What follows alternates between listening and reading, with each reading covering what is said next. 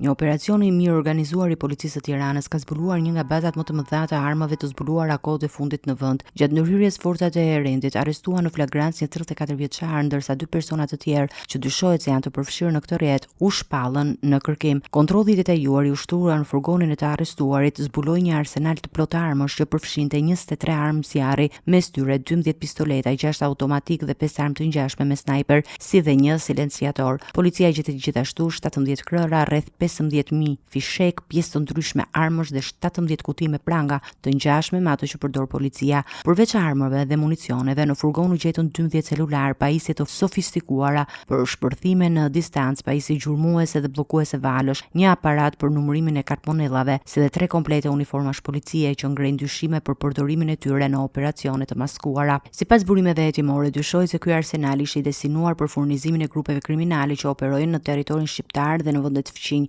Pista e parë e hetimit ishte ajo e trafikimit të armëve dhe pajisjeve të ndaluara, ndërsa grupi hetimor po punon për identifikimin e të gjithë personave të përfshirë. Materialet procedurale janë referuar prokurorisë pranë gjykatës së shkallës së parë të jurisdiksionit përgjithshëm Tiranë, në kuadër të veprimeve penale, trafikimi i armëve dhe municionit dhe mbajtje pa leje dhe prodhimi i armëve shpërthyese dhe municionit. Burimet nga policia theksojnë se hetimet po vijojnë me intensitet, ndërsa nuk përjashtohet mundësia që rrjeti të ketë lidhje me struktura të tjera të kriminalitetit të organizuar që veprojnë në rajon.